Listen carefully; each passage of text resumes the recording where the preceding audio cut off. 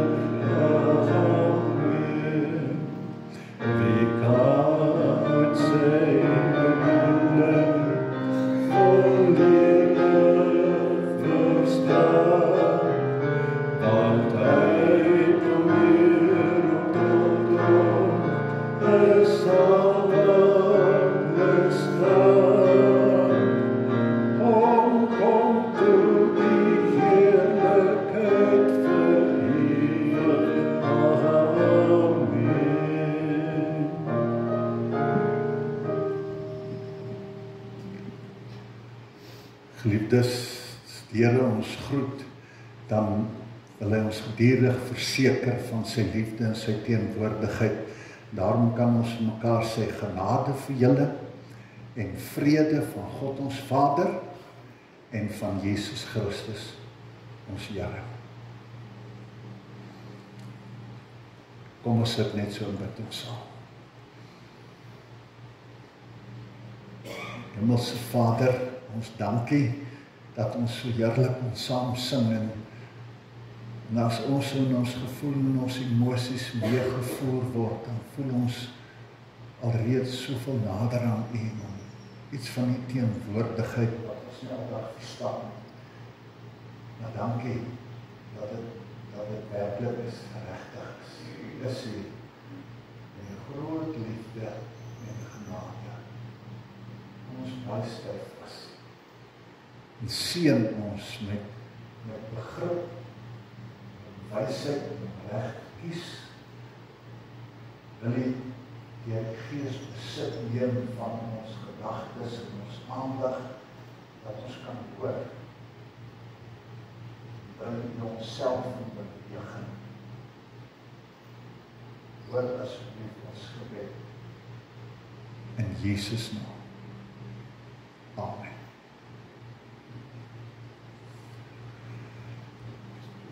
Dat is die 3 versies wat ek met julle wil saam lees. Ons het al in die verlede. Ek het 'n boek van Stefan Joubert gekry. Verander jou kop. Verander jou lewe.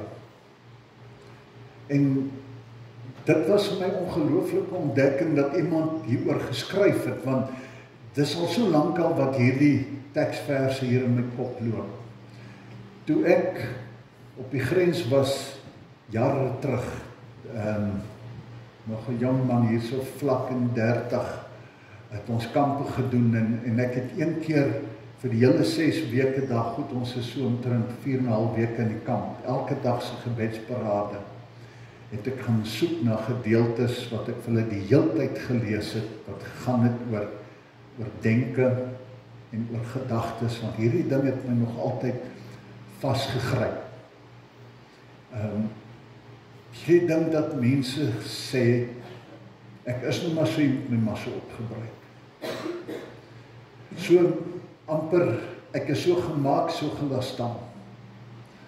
En ek kon nooit met dit vrede maak nie, want as God dan die God is wat herskep en heel maak, en ek sê hierdie dinge en ek glo hierdie goed, dan is dit mos nou om 'n streep te trek deur geloof dat God die God is wat verander en oormaak en nuut maak.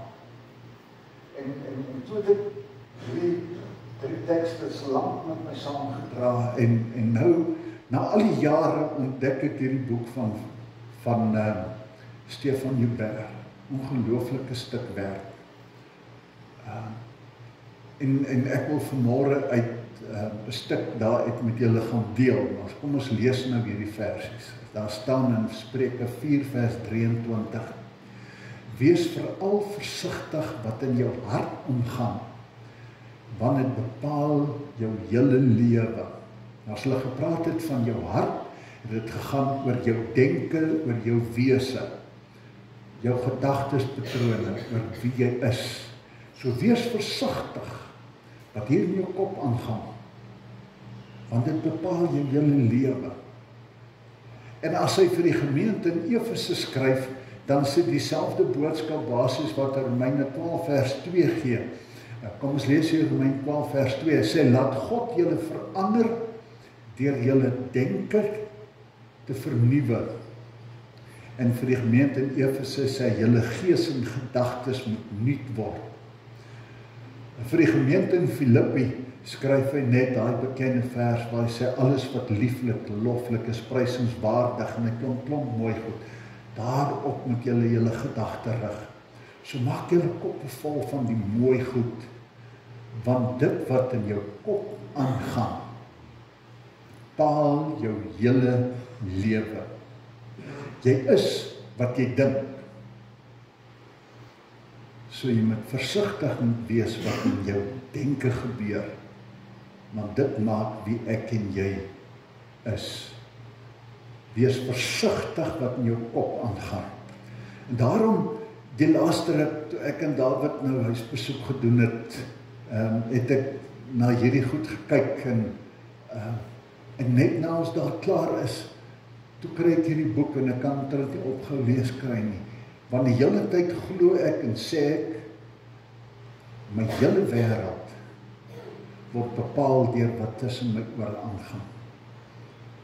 En ons moet dit verstaan vandag. Dis nie die ouens daar buite nie. Ja, dit speel 'n rol. Dis nie ander ouens se keuses nie. Dis wat ek hier gekies het. Dis wat ek toelaat om in te kom en wat ek dit ook toelaat. En die keuses wat ek maak, moet hierdie goed hanteer. Maar ek is in beheer. En ek moet in beheer kom en toelaat dat ek die regte boodskap hoor. Goed, ons gaan hierdie gedeeltes net so los. Ek het gesê, ons is nie so gemaak en so laat staan nie. Ons moet wegkom van daai idee af. Dit is so dat 'n mens word gebore met 'n stel gene en dit bepaal baie goed in ons lewens. Maar die wonderlike as jy hierdie boek van Stefan lees, dat hy verwys na ongelooflike verstommende navorsing oor hoe mense brein werk. En wat vir my so treffend is, hierdie navorsing waarmee ek iets met julle gaan deel, bevestig maar net dit wat God hierdie ouens al daar in die Ou Testament laat verstaan het. En dat die mens sien, maar dit wat hulle geglo het en verkondig het is die waarheid, dit is wetenskaplik te bewys wat in jou kop aangaan, bepaal jou lewe en ons kan nie daarvan verbykom nie. Natuurlik is dit so dat ons genetiese materiaal ontvang het, my gene, my DNA, maar dit is nie die dinge wat my passief maak en ek is nou maar eenmaal so nie. Dit is nie al waaroor dit gaan nie. En die wetenskap het dit oor bewys. Onthou toe ek 'n student was, het ek aanvanklik geglo, ek het sielkunde as hoofvak gehad, en ek het geglo ook maar jy sukkel om los te kom, maar die hele ding van omgewing, die studies oral het gesê, dan sê die ouens is oorerwing, dan sê die ouens dis omgewingsfaktore. En uiteindelik sê die wetenskap ons is iets van albei. Dit wat ek ontvang het om mee gebore is, speel 'n baie prominente rol. Maar dit hoef nie my hele lewe vir altyd te bepaal nie. Ek kom uit 'n familie, ons is vurig, ons word baie vinnig reageer ons, net so. En dit was vir my altyd 'n probleem. Ek kom uit so 'n familie. En ek onthou toe ek 'n jong laaitjie was, het ons 'n dokter gehad in Mafeking. Ons het net so buitekant Mafeking gebly. En die dokter, hy het nou saam met die familie gestem, want hy het net so inderigheid gehad. Ek onthou, as ek kind het hy gesê, weet, as daar pilletjies was, so, ons is nou maar so, as daar pilletjies was, dan kon ons verander. Soos nog 'n ou wat maar geglo het, dit is nou maar so. En jy moet vrede maak, gebruik my so. En as jy nie daarvan hou nie, so sê mense, so be, gaan. Ignoreer my, sny my uit jou wêreld uit. Omgewing en vernuwing, beïnvloeding, kom van buite af. Nou sê die wetenskap, in 'n mens, in 'n mens se manier van dink en jou gedrag, word bepaal deur allerlei beïnvloedinge en dinge van kleins af. As jy gebore word, moet jy leer om te loop. En dis groot konsentrasie wat jy oefen om sekere dinge te doen. Elke beweging is amper pyniging en dan kry jy dit naderhand reg en jy leer dinge op 'n sekere manier te doen. En as jy dit herhaal, dan word dit makliker. En so leer mense om dinge te doen. Ek het 'n dogter wat links is, maar daar was nie linksskerm nie, die enigste manier om te sny was regs. So sy skryf links, maar sy sny regs, en toe ek uiteindelik vir haar 'n skerm eendag raadloop vir linkerhand, sy kan met die ding werk nie, want die pad in haar brein is oopgekap. Ek het herhaaldelik met hierdie hand te werk, en die ander een het nooit dit gebeur nie. Herhaaldelike dinge. Kyk, toe ons geleer het om kar te bestuur, dit was 'n verskriklike ding, om te onthou daar op die plaas, dan my pa vir sy ongeduldigheid, dan sê, maak nou so, en as jy het nie doen nie, en voel nie vir jou, dis te veel goeders. Onthou, trap in, sit in rak, bietjie petrol, bietjie los. Daai verhouding, dis 'n nagmerrie. En jy moet onthou om betyds stadig te rem, nie deur die venster nie. En dan later aan, as ons dit eers kan doen, dan sit outomaties. Jy dink nie eens meer daaraan. En terwyl jy nou bestuur, of jy vir mense sê, wag, moet nie my aandag aftrek nie. Ons sit en dink oor ander goed, ons kom nie eens agter dat ons ratte wissel, of wanneer ons, daar's nie 'n stem wat my sê, ry nou stadiger, laat rat, sit aan die flikker nie, die goed gebeur. Daar's bane wat in 'n mens se brein oopgemaak word. En so ontstaan 'n manier van doen, 'n manier van dink en 'n manier van optrede. Nou is dit die slegte ding, 'n mens se brein leer nou om die bekende weë te gaan. En hy spesialiseer dan om die maklikste pad te loop. En verandering is uitputtend vir my brein, want nou moet ek weer gaan dink. En ek moet konsentreer en dink en konsentreer. En ons hou nie daarvan, my brein hou nie daarvan nie. En mense te weerstand, kyk maar hoe gaan dit met 'n mens as skielike ding verander. As 'n app verander, die bank se goed verander, of dinge by die kerk verander, enige ding wat verander, dan sien ons hoe's mense verskriklik omgekrap, want nou is dit nie, dan moet ek nie leer, iets anders. Wat ek weet van 'n rekenaar het ek vir myself geleer. Nou moet ek in die woordprogram het ek geleer om blokkies te maak, en tabelle. Myself dit geleer, want dis waarmee ek elke dag tik. Nou is my kinders wat op universiteit, op skool tik gehad, en self my pa, daar's 'n ander program, waarmee ek kolomme kan maak. Ek kan nie eens allig onthou wat is sy naam nie. Wat 'n deel is daai wat ou kolomme maak? Sy weet? Excel. Nou sê pa, dit is makliker, sê ek, los. Ek weet presies hoe om dit te doen in Word. Dan is makliker, sê, toe besef ek, toe ek hierdie goed lees, sien is presies. My brein wil nie nuwe goed leer nie. As ons ouer word, dan sê ek weet hoe, los, al vat dit langer. Dis die bekende manier. Moenie karring met nuwe goed nie. Want die bekende goed laat my veilig voel. Bekende goed laat my veilig voel. Ons hoor as mense by mekaar is, dan vertel hulle, kyk, veral as jou wêreld bietjie moeilik raak en dinge verander en mens moet aanpas, dan hoor jy die mense praat, oog, die ou dae. Die ou dae, dit was so wonderlik, die ou dae. En as mense nou mooi dink oor die ou dae, dit is nie noodwendig makliker nie, maar ek dink terug, bekendheid en gemaklik. Dit was bekend.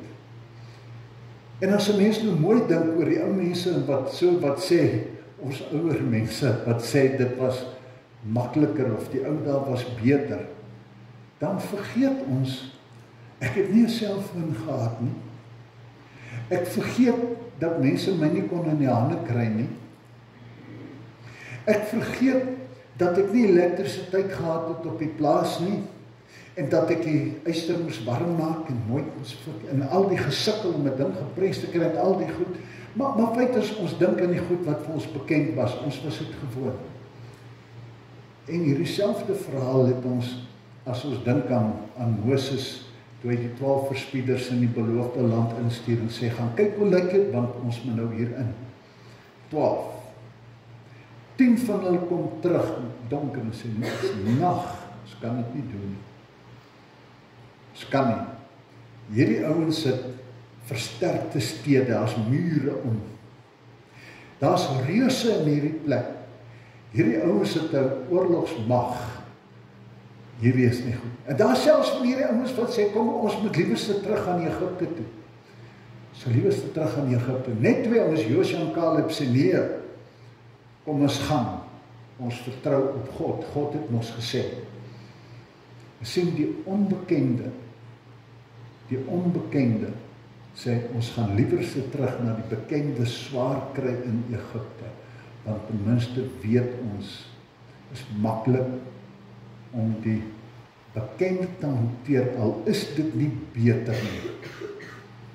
Die weerstand teen nuwe dinge of vreemde dinge.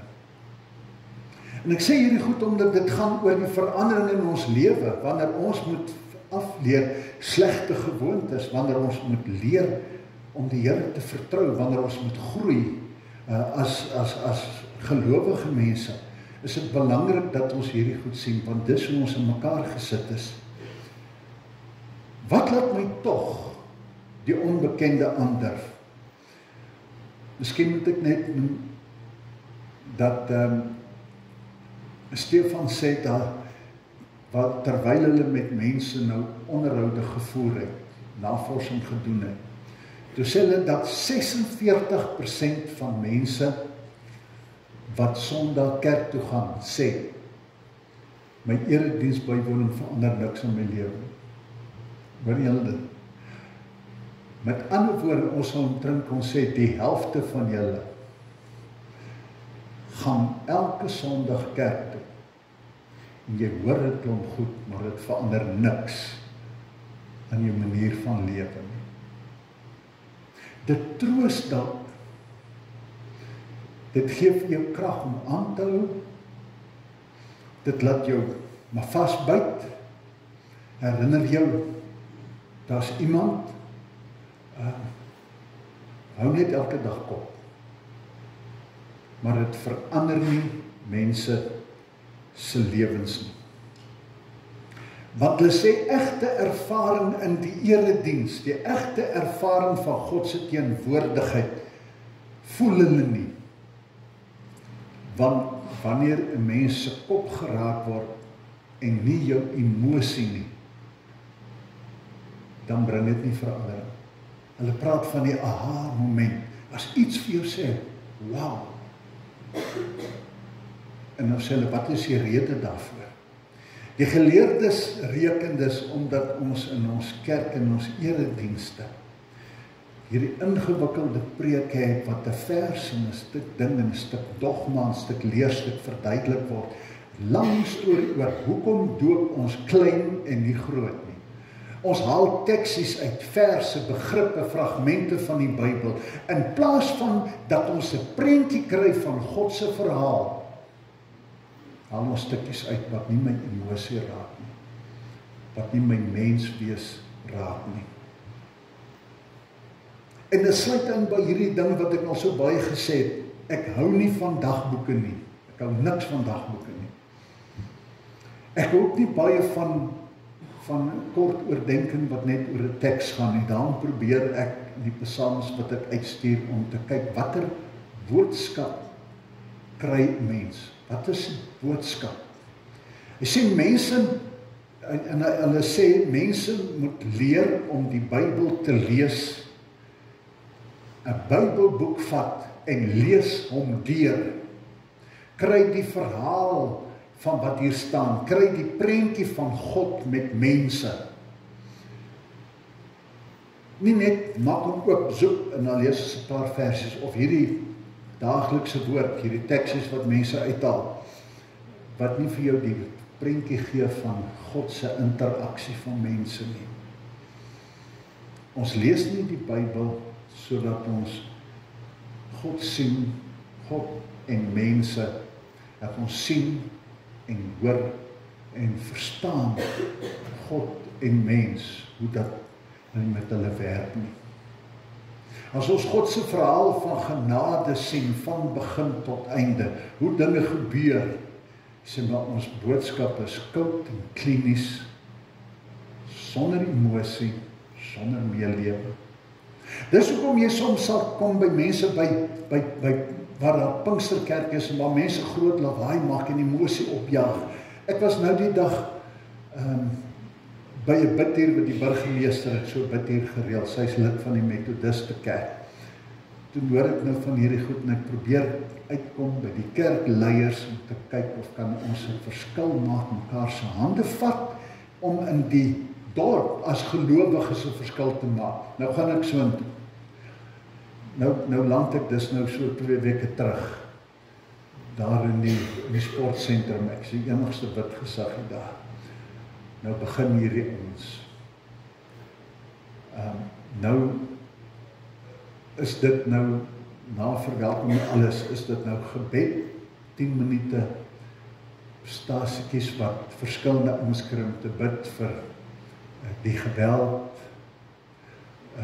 taksies en andersins, om te bid teen slapheid, maar net wel klomp temas oor te bid.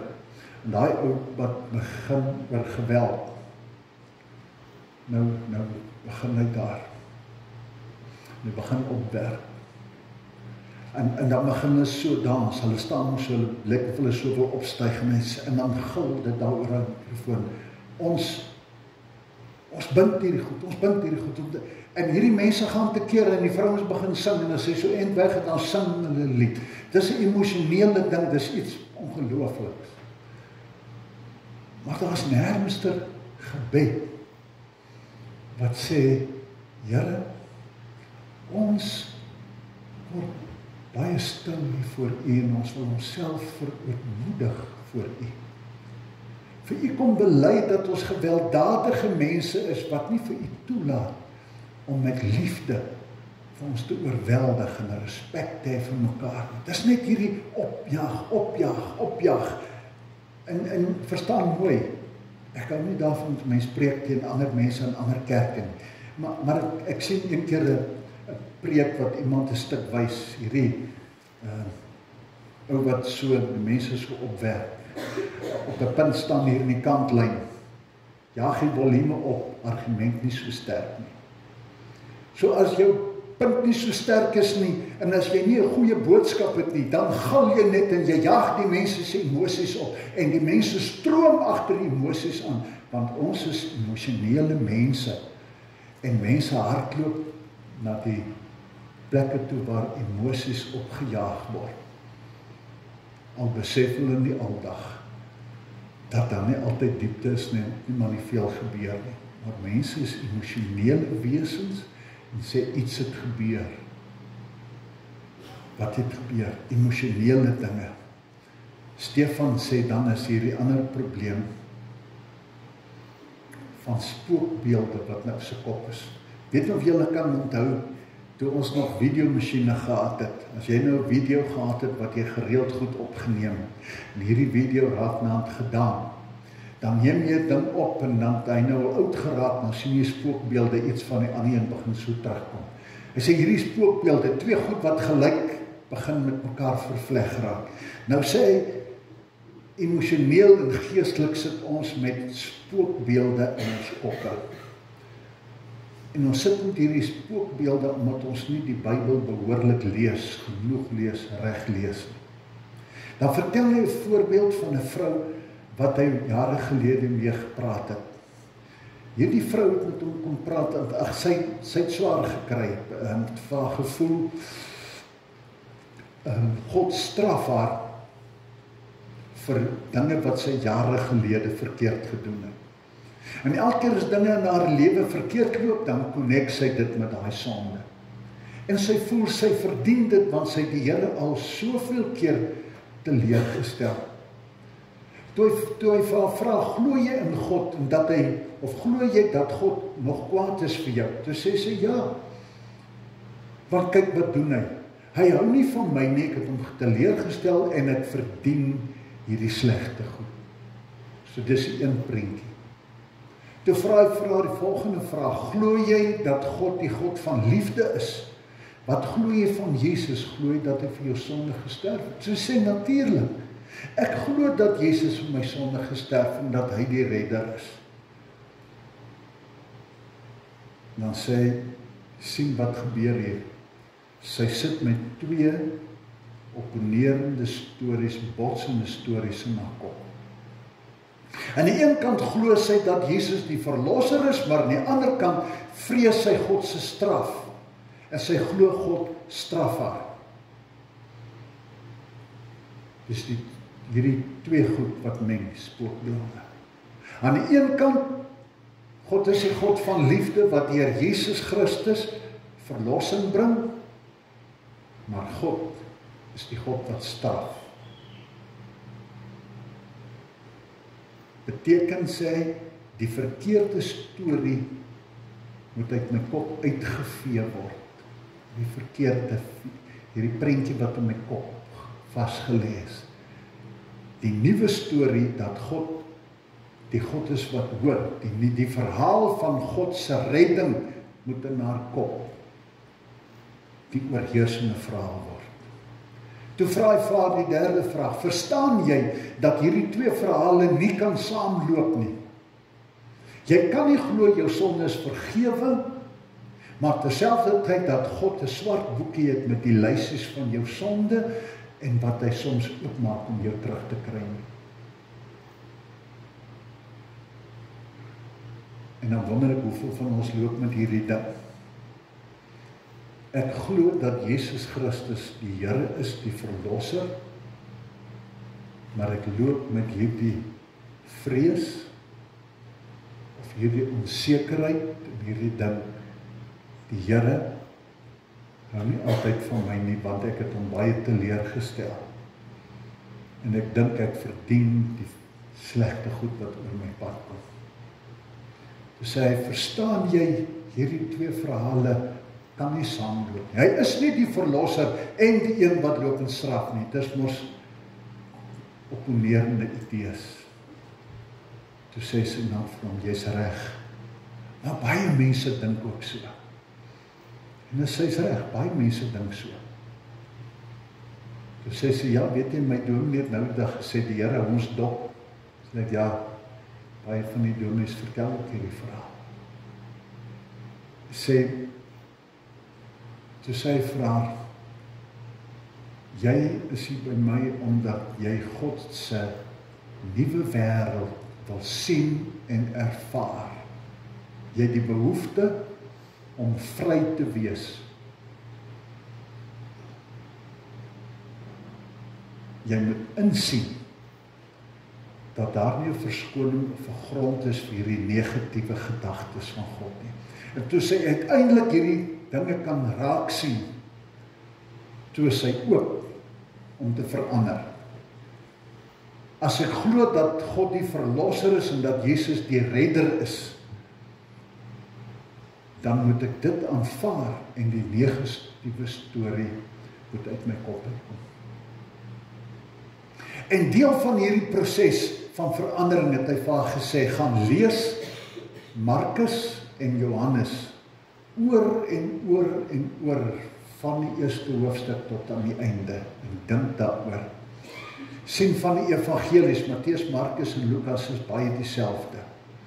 En Johannes het op 'n heel ander manier geskryf, hy het 'n ander aanslag. Hy sê Johannes wat baie meer op God is liefde en die liefde ding. Hy het nie die verhale geskryf van Jesus se geboorte, sy koms en al hierdie dinge. Hy het meer oor die liefde en die ervaring van God se werk in ons. En Markus is die oudste van die 3 evangelies. En hy is die bron evangelie nie, maar toe sê hy vir haar, gaan lees dit oor, sodat jy die verhaal van God se liefde met mense kan lees, dat dit jou hart en jou verstand kan volmaak. Lees die hele verhaal dat jy sien, God, wat na mense toe kom, wat stikkend is, wat met liefde vergewe, wat offer laat bring en sê, julle is vry. Nou gaan ek vir julle plek regmaak en ek kom weer en ek gaan julle saam met my vat. Hierdie verhaal moet in ons koppe loop. Dus sê uiteindelik en later aan ook 'n ander paar gedeeltes uit Paulus se skrywe, maar die belangrike ding, kry die prentjie van wie God is. En ons praat oor herhaling, oor en oor en oor, dat jy die verhaal sien. Dit is so, ek hoor dit weer en weer en weer en weer. Daar's van die wetenskaplikes wat sê, as jy dan 21 keer gehoor het, dan begin hy sink in jou kop. So herhaling is belangrik. En hy skryf, uiteindelik het hierdie vrou wat eens bang was en so poes vir God geloop het besef, nadat sy hier goed oor en oor gelees het, dat God mense onvoorwaardelik lief het en vir haar ook. Dat God mense soos sy lief het en mense soos sy omarm en dat hulle kan vry word. Want God doen dit vir mense. En so kon hierdie verhaal van straf en mislukking uit haar wêreld verdwyn.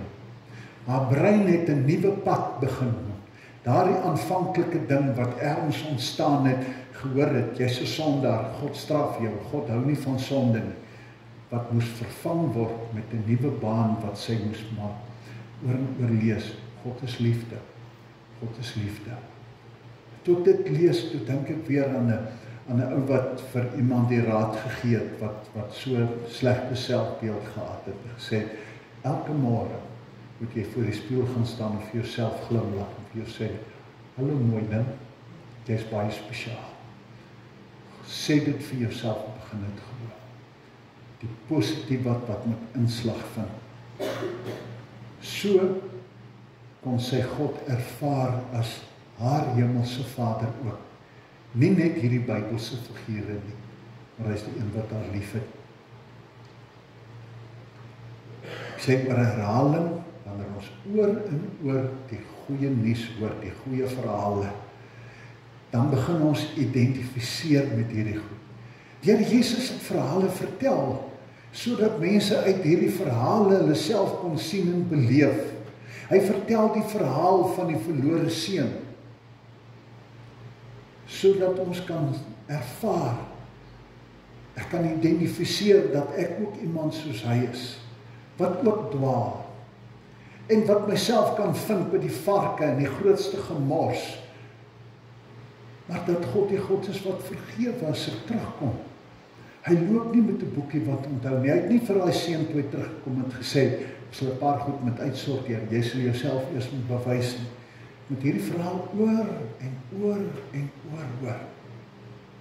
Ek moet hierdie verhaal oor en oor hoor van hierdie oudste seun wat nie wou toegee nie, en besef, as ek so is, dan pas ek nie in by die prentjie met oor en oor hoor wat die pa sê, maar hy was dood en hy lewe weer. Dis waaroor dit gaan.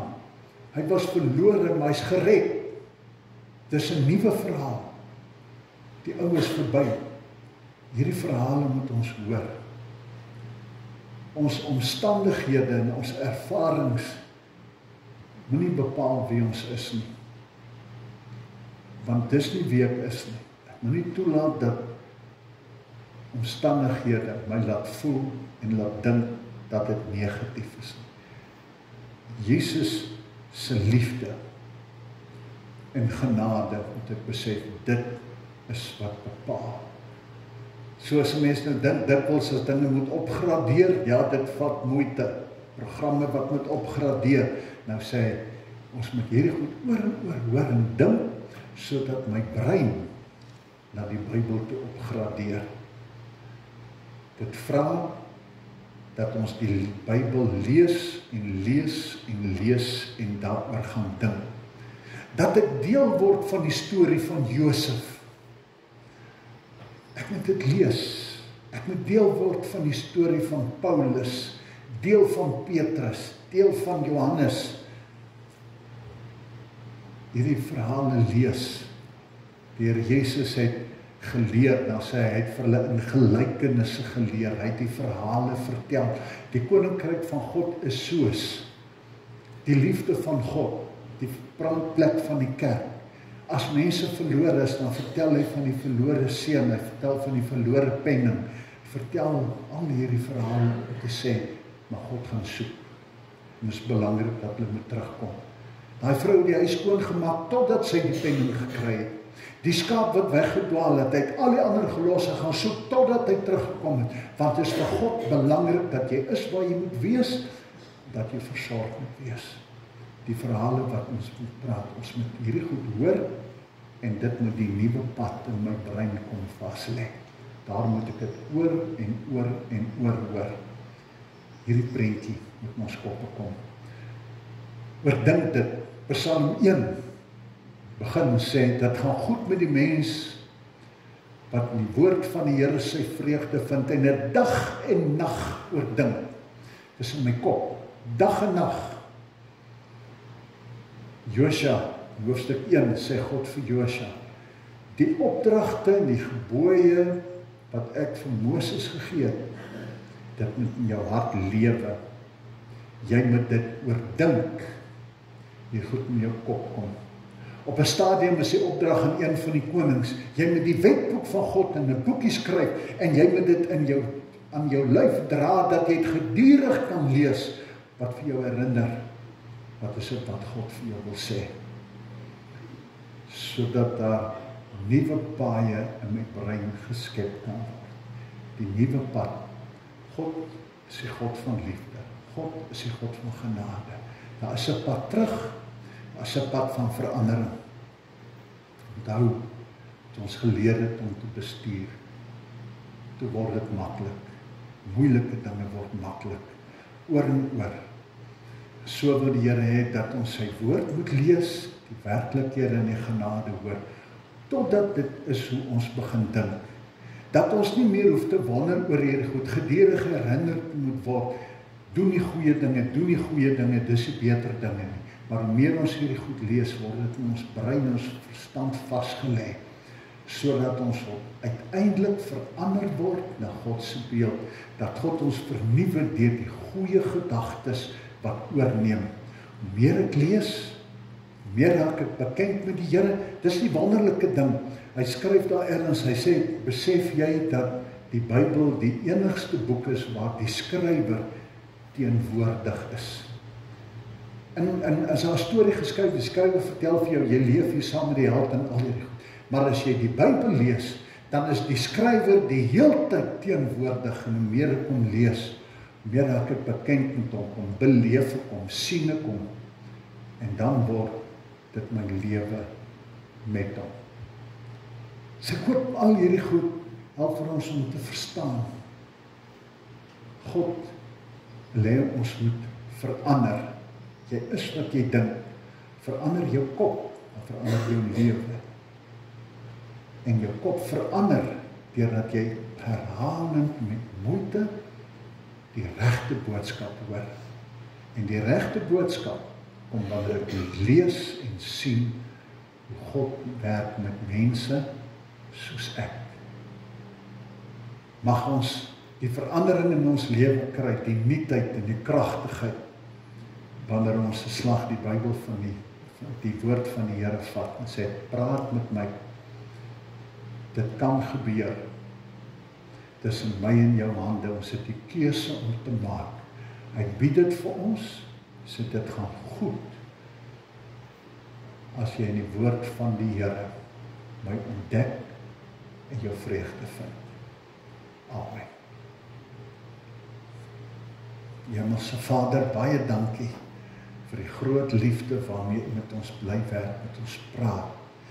Dat ons hierdie wonderlike ding ontdek, het ons ongelooflik wonderlik gemaak. Boodskappe, die klomp energie wat hier tussen ons in ons koppe is. En as ons dit genoeg voed, dan vuur dit, en dan maak dit nuwe paaie oop, wat vreugde en rustigheid en vrede in ons harte kan kom. Here, en U weet ons het begeer, dankie dat U vanmôre weer vir ons kom bedui het hoe dit kan gebeur. Help ons dan, Here, dat ons sal besef, is niemand anders wat vir my kan help nie. U het vir my vanmôre die pad by herhaling geneem. Help ons ook om te onthou, dat dit niks gaan beteken as ons hier uitstap en sê, wauw, wat 'n boodskap, en ons doen dit nie. Want oor 'n dag of 2 het hierdie oomblik verdwyn, en ons Sondag hoor ons maar weer iets, en ons wauw, en ons stap uit, en niks gebeur nie. Help ons, Here, dat ons hierdie goed huis toe vat, en dat ons onmiddellik gaan doen wat U sê. Dankie dat U verstaan, dat ons swaar kry met nuwe denke, dat ons koppe moeg maak, en dan val ons terug by die ou bekende. En ons is dikwels tevrede, liewester, dat ons maar aangaan met 'n bietjie swaarmoedigheid, want ek is gemaklik nie meer. Ek survive, ek oorleef. Help ons om te besef, daar's soveel meer. Het gaan van ons tyd vra, gaan vir ons 'n bietjie moeite vra, 'n bietjie werk, maar die uitkoms is so spesiaal. En U wil dit vir ons gee, omdat U die God is van liefde, wat U wil laat sien, en laat ervaar, in die groot liefde en omgee, vir elkeen van ons, en ook vir my. Amen.